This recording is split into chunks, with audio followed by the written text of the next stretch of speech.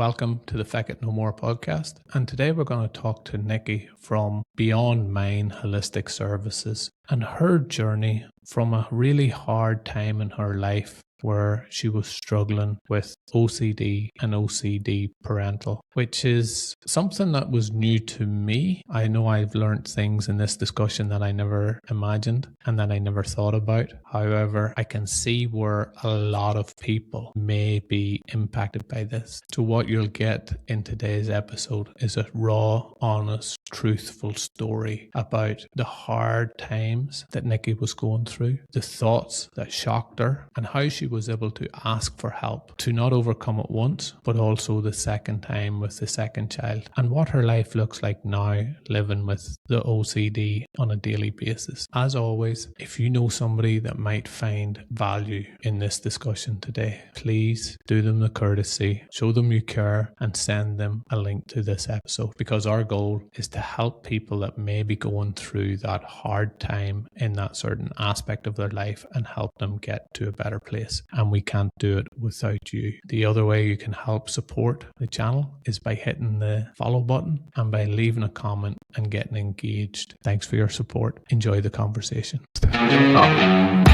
Failure is like everything else in life, it's just between never fail. I need to know to get to where I want to go.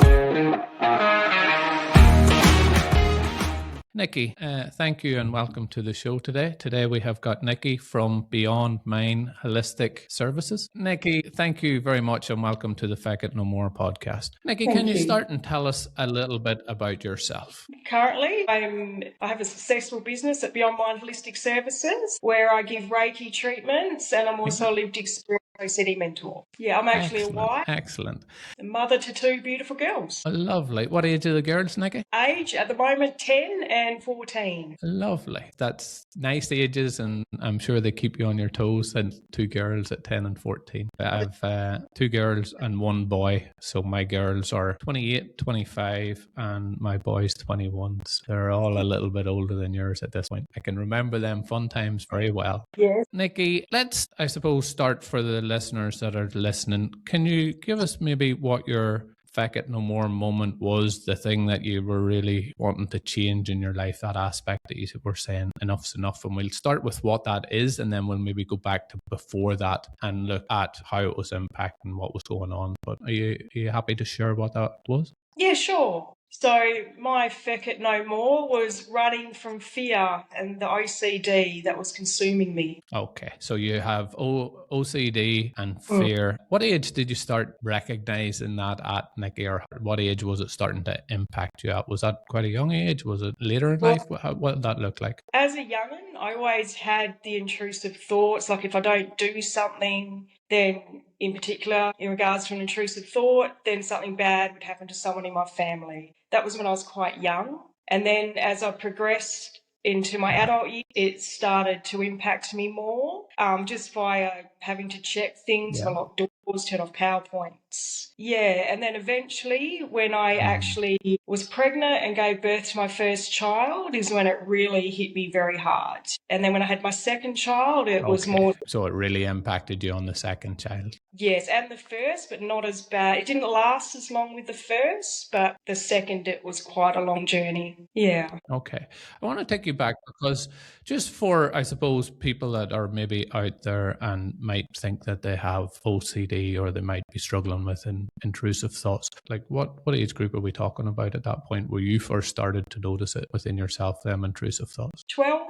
I started to notice. I was lifting my legs up a lot, going over a railway bridge. Yeah. Okay. So at age 12, you first start to get these thoughts, these feelings, and starting to notice that, okay, something's not maybe right here. How long then does it take to get to the point where were you diagnosed as a child, as a teenager? Talk us through what that was like at that part of your life from a 12-year-old through to the next stage. Yeah, so when I was around that age, I didn't even pick it up thinking it was a problem. Like I didn't even think twice about it at all. I don't even recall telling my parents that I was doing that. Yeah, I don't recall it at all. Okay. Yeah, when I really started to notice and it was impacting my life was when I had my first baby.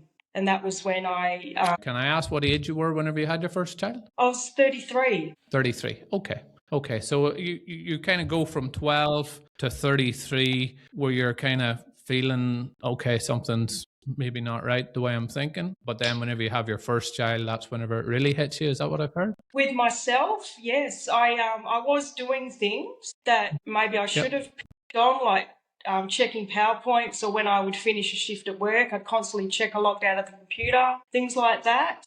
But at that point, the anxiety wasn't so severe that I picked it up as a huge problem. I was just living my Okay, life. so while you were there and while you were noticing it, look, I suppose I can relate because I'm dyslexic. And while I always knew I struggled to read and write and spell, it didn't really impact my life because I left school, I done bricklaying, I wasn't doing that type of work where I need to spell and write and read. So it was then a case of it wasn't until later in life that I had to figure out how to ways to suppose deal with it. So I relate with what you're saying. I suppose if you're looking back now to that kind of child from 12 going through till early 30s, what advice would you give to somebody that's maybe at that point now in their life? Like, what would you say to them at this stage? Is there anything you would do different looking back on it now with hindsight? Definitely. If I had have picked up that what I was doing wasn't whatever I did in everyday life, then yeah, I would have gone and got help earlier. Spoke to a doctor, said, look, this is what I'm doing. Okay. Yeah, but I never thought that was an issue. Okay, thanks for sharing that, Nikki. I think that's a really powerful message for people to understand that, if they're feeling something or thinking something that's maybe they don't think is right or is off from center, that going and getting it kind of talked about and discussed is a good step. But take me on to then your first child. You've had your first child. What does that start looking like? You mentioned a lot of anxiety started to creep in at that stage. Can you share what was happening at that stage of your life? Sure. Well, actually, when I was on maternity leave, I just finished working full time in the corporate world, gone on maternity leave. Then I've had a lot of time on my hands, and I felt then that the anxiety and the thinking picked up.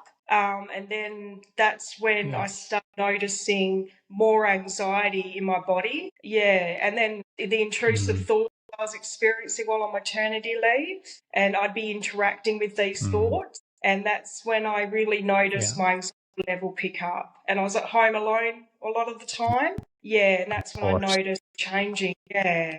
Yeah. Because when I was at work, I was busy using my using your mind, focusing on the work at hand and what was in front of you. Can I ask what you did in the corporate world? Yeah, I worked in the mining industry. I was a purchasing officer. Okay, I know that space very well. I spent quite a few years in the mining industry. Were you doing FIFO at the time, or were you based in Perth? Based in Perth. Okay, well, that's good.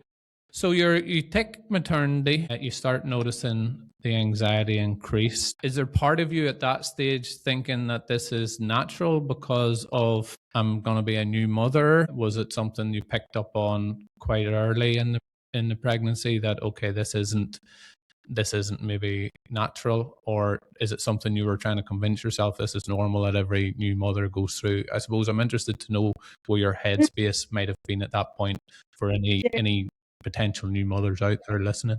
Well, when I was still pregnant, going through all this, I honestly didn't question myself about how I was feeling and what I was thinking. Yeah. Okay. Which I think is completely normal because, as I say, I can remember whenever we were having our first child, everything's totally new and you don't know what to expect anyway. So I'm guessing them emotions, whether it's, people thinking that it's related to hormone changes or whatever, but I can see why people wouldn't question it at that point. I suppose, how was it impacting the lead up to your first child, like that before you give birth? How was it, looking back on it now, impacting that stage? It was really impacting my mental state. I feel like I felt exhausted just from all the constant rumination and thinking that was going on inside my mind. Yeah, and I'd constantly be feeling on edge, dry mouth. Yeah, looking back on it, I should have sought help then, but I didn't. Yeah. Of course, and look, that's the benefit of hindsight. So you have the baby's healthy. Talk us through kind of, I suppose, the next steps and what happened from then on, Nikki. Yeah, so I had my baby. Yep, she was great. And then what happened, going back into the rooms where mum and bub sleep, I wasn't getting much sleep at that time. So, my midwives often said to my hubby, baby should probably come into the nursery, let mum have some sleep. I wouldn't allow my baby to go into the nursery. I wouldn't allow her to be away from me. I feared that they'd give me back the wrong baby, or I feared that she would need me. I would not allow her to leave. Yeah. Which again, I suppose, could be internalized as this is a new mum, a new baby connected, and I suppose looking at it at that time could have been maybe felt like it was quite normal. But at what point did that impact the relationship? How did that impact the kind of connection with the baby? How did that impact you mentally? I'm guessing that would have put a bit of strain on with the like of the hubby and the people around you maybe at the time, would it?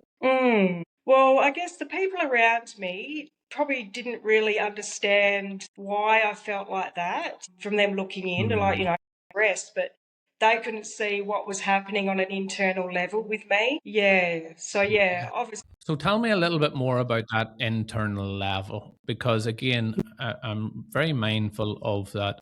Somebody that's tuned in, they've heard about OCD parental, and they're thinking, I might have this. What should they be looking out for? What was happening to you at that stage, whether in the first child or the second child? What that looked like? Well, on an internal level, it was the constant rumination, the constant thoughts. The brain just never shut off. The what if question, the wanting to just not allow baby out of your sight, not even wanting her to stay with people you trusted, or him or her.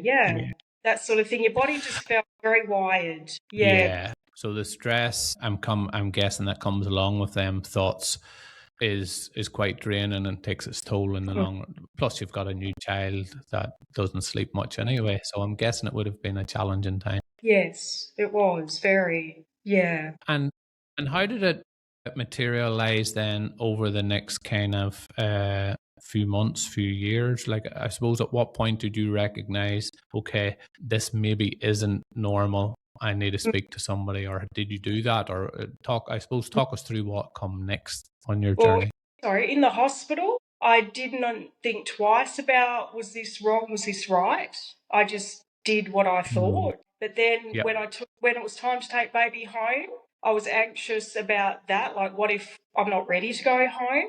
Those sort of thoughts. And then when we did get home, I was still on edge, very wired, scared, but I was still functioning very well, doing everything I should be doing. And then when we got home, things started to progress with the intrusive thought level. I remember as my child was very little baby, was laying in her bassinet, and I walked past her and the intrusive thought come into my mind, what if I suffocate her?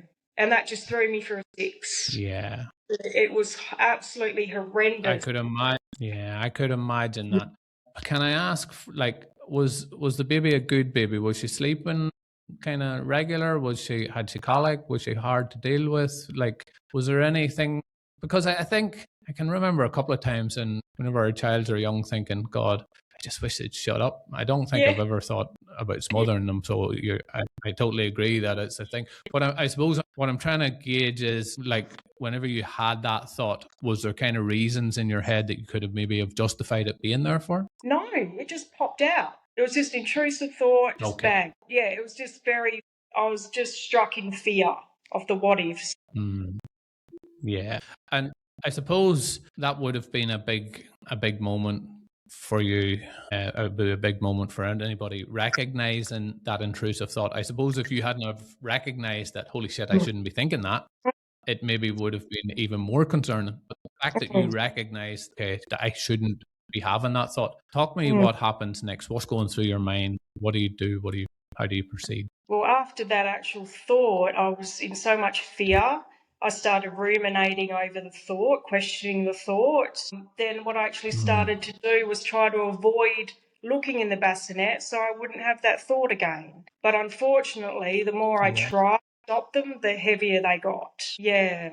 I was thinking, I love my child so much. Why am I thinking this? Yeah. Eventually, I did open up to him about what I'd experienced. Okay, continue on, please. Yeah, and he tried to reassure me that, you're a great mum, you'd never do that. I knew I was a great mum, but it didn't stop this cycle going on inside my mind. Yeah, that makes sense. Yeah. That makes sense. So you've got the reinsurance from your hubby that you're a great mum. But the more you're thinking about the thoughts, the more anxiety that's coming. And I'm guessing, does it impact your connection with the child at that point? Well, at that point, I was feeling like a little bit standoffish because what if I did harm my child? Yeah. But I mean, I did push through it all and I still was able to hold her to that love. Yeah. Of course. Did you seek any professional help at that point in your first child, or was it more so after your second child that you started to notice it more, Nikki? Or how, I suppose, even what's the gap between your first and second child? Is it a few years? Did you tell me? 2.5 years. 2.5 years. Okay. Yeah. So in that 2.5 years, were you able to deal with it, or did you get professional help? What did that look like before the next child come along? Okay, well, with the first, it got, the actual cycle I was in with OCD, it just did not stop. It was unrelentless. It kept going. Eventually, I just can't keep going this way. I can't keep doing this. I need help. I just can't navigate this on my own because I was in despair. I was having panic attacks. It was just horrible. So then I reached out. Yeah, so I'm guessing that would have been your Feck It No More moment at that point. Can I ask, was that like while the baby was 6 months? Was she a year? Like what time scale are we talking about, just for listeners? I think she would have been maybe 4 months old, 4 or 5 months. Okay. Yeah. So in reality, you asked for the help quite quickly, I suppose, is what I'm saying. You recognized it now. I'm sure at the time the 4 months felt like a long period going through it, remembering back to the first few months. So you go to the doctor. I'm guessing it's the doctor. Was it the doctor you went to? What did that help look like for people that might be going through it and thinking, okay, I need to do something about this? The first point of call was my GP. She was fabulous, but she didn't feel at that time that I needed medication of what I was going through. I went and saw her a couple of times, but then what actually happened was I actually had an appointment with the child health nurse. I had to fill out my form. I can't remember what it's called now, the scale. And I actually thought to myself, if I don't answer honestly, how am I going to get the help I need? And I was full of fear. Like, what if, and I thought, if I answer honestly, is my baby going to be taken away from me? That was my biggest fear. But I just knew I couldn't go going this way. So I answered all the questions honestly. Yeah. And part of those questions were, are you experiencing some thoughts as well? Look, I just want to say how brave I think you were at that point to be able to be truthful on that form and say, hey, look, I'm having this, because there would have been the fear. I'm guessing there was a little bit of shame in there as well. There was the unknown factor of what comes next and how, what do people think of me, or what happens from here on. I think that's a hugely brave step for anybody to hold their hand up and say, I need help in any aspect of life, but certainly in this one. Did you find whenever you had said it, was there like a relief from your end of just saying it out loud and getting, asking for the help from people? How did that look internally for you? And then I suppose, what did the help look like then? Sure. Well, to be honest with you, when I checked yes on that form, and gave it back to my child health nurse, I was full of fear of what is going to happen now. I hugged my baby and I picked her up, just run out the room. That's what I pretty much did. And the child health nurse came running after me and said, Nikki, who's your doctor? And I told her who she was, and she put that information forward to my GP. And then my GP was onto it. Yeah. Good. No, that's really good, Nikki. And look, Yeah. I want to really thank you for sharing that, Nikki, because as I say, I know somebody right now will be listening to this and wondering, what do I do? Can I ask what your advice would be to that person sitting listening right now? Be honest. Tell your professionals exactly what you're experiencing. Don't hide it, because the minute you speak up is the minute you'll get help. You start taking control as well. Yeah, no, Mm. I really appreciate you saying that. You get the doctor on side. What does the Mm. help start looking like, Nikki? What's the next stages of it? And I suppose, did you feel like you were getting on top of it for a while? And tell us the next part of your journey. The doctor, we did our mental health plan. We did all that. And then I actually went back to the place where my child was born, and they helped me there with a few psychology sessions. With my first, it cleared up quite quickly. But then with the second, the same kind of scenario happened, but with just different intrusive thoughts. And I actually then, to get the help, went back to my GP, said, look, this is all happening all over again. Then she put me through to the same place who helped me initially with the first. Yeah. And they did try to help me with everything through to getting diagnosed with you have OCD. When I was diagnosed with it, I said to my doctor, well, I don't want it. She said, well, you have it. Take it back. I know it took me a long time to accept it. And once I accepted I had this condition, I could then begin working on it and learning how to manage it. And then I learned how to actually master the OCD. But the actual clinic I first went to for help, they had to then put me forward to another place because they needed to intervene with the OCD because it wasn't clearing up just at kids. It was moving into my life. Yeah. Yeah. So it wasn't just centered around the kids at that point. No. It was affecting other aspects. That's a little bit interesting that for somebody that thinks of OCD, they think that it's this state that you have and you're kind of born with it, and it doesn't get better, it doesn't get worse. It's just the same things affecting all the time. But from what you're saying, it sounds like yours gradually developed and got worse over time the more that it wasn't dealt with. Would that be a true statement? Yeah, exactly. Yeah. Okay. Look, I'm sure again there'll be people listening thinking, wow, I didn't actually know that. The second time, it sounds like it was a little bit more extreme and you needed that extra support. Did they diagnose you the first time with it, or did they say it was like a temporary thing and it could clear up? I suppose just for people that might be thinking, oh, I've now overcome this. What does that look like? Does it like go away for a bit where you haven't got them thoughts, the medication's doing its job, and then it slowly creeps back? Can you explain that a little bit in more detail to people? Yeah, sure. So with the first child, I was diagnosed with it. I was put on an antidepressant as well, and it cleared up. The second child, because I actually stopped medication to fall pregnant because I didn't want that in my system with my second child. Second child, it came back again, but this time it came back with a very heavy severity. It was a lot worse than the first time. I suppose from the second child, it sounds like you had that moment of where you thought, okay, I've now kind of been able to deal with this. You've went off the medication to fall pregnant again. But as soon as then, did it happen during your pregnancy? You started to get the same thoughts? Was it after the child? Was it very similar to the lead up to the child as the first one? Or was it different? After I had my child, she may have been about 3 months. Then it started hitting me quite heavy again. The intrusive thoughts, my anxiety level. I was back in feeling despair. I tried so hard to manage it, but I couldn't. I couldn't manage what was with me again. Okay. Yeah. In the interest of helping people to understand how that negative impact is on your life after kind of 3 weeks, the second time round, where you've gone, okay, I need to go back and I need to get the help again. Like, what do you think was the biggest impact to your life at that point? You know, you've now gone through it for the second time.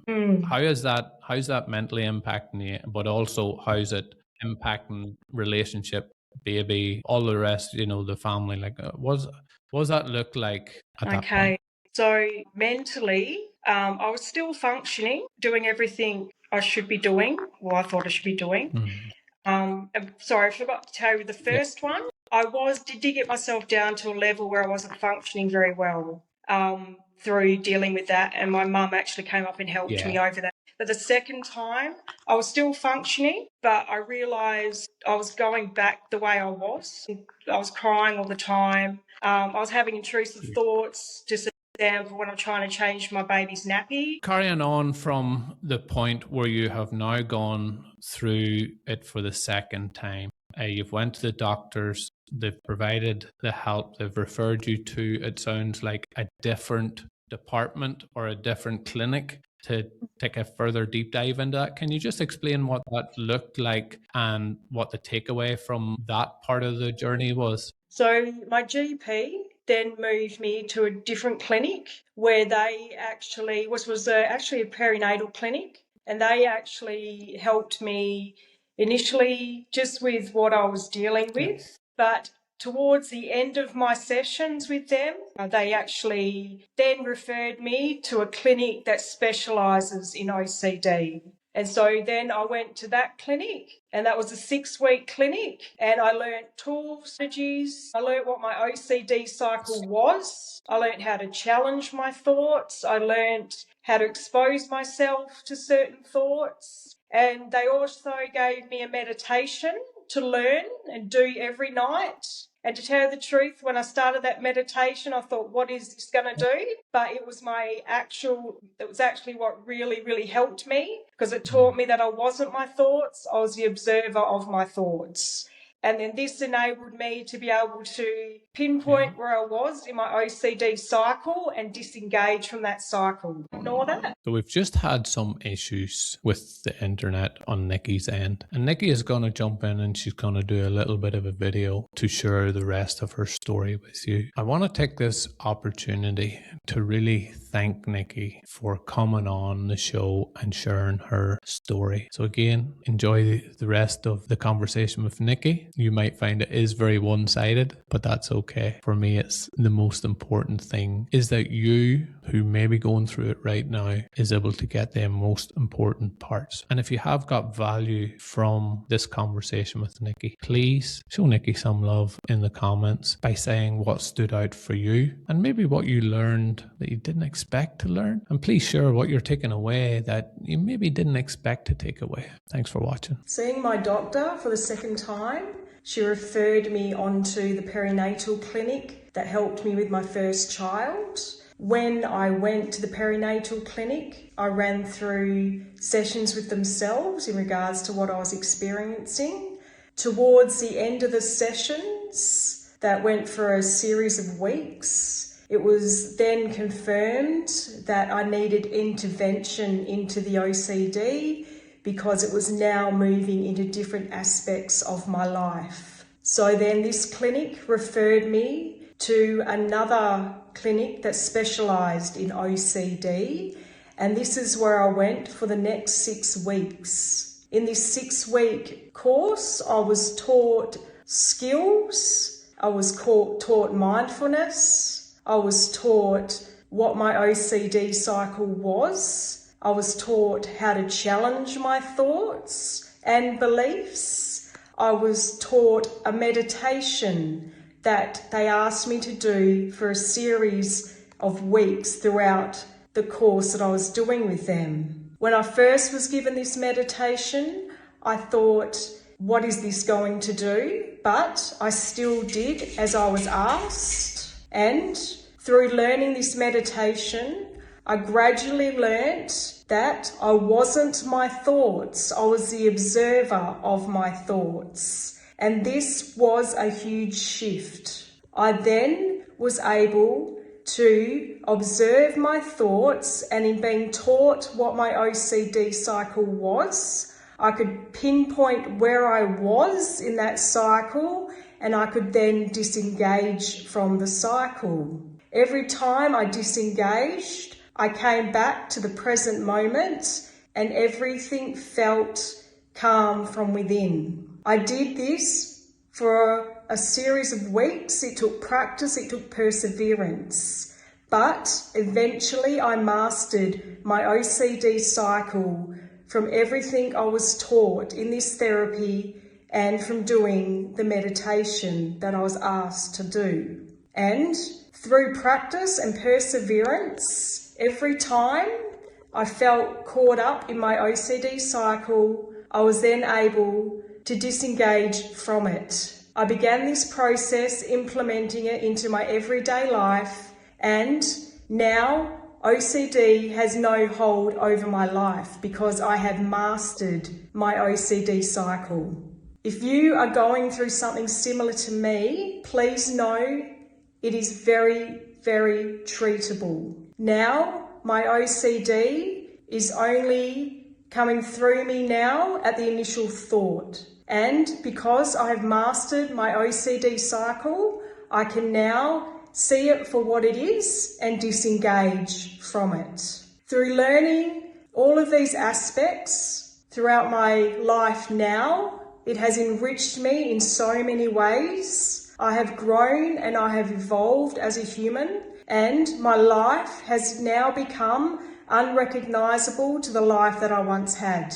The growth that I have experienced is phenomenal, and this is all due to mastering my OCD cycle through all of the tools that I was given. I now run a very successful business at Beyond Mind Holistic Services, where I give Reiki treatments, and I also give lived experience OCD mentoring sessions from a lived experience point of view. I share my story openly to help others to realise that there is hope and that they too can learn how to master their OCD cycle.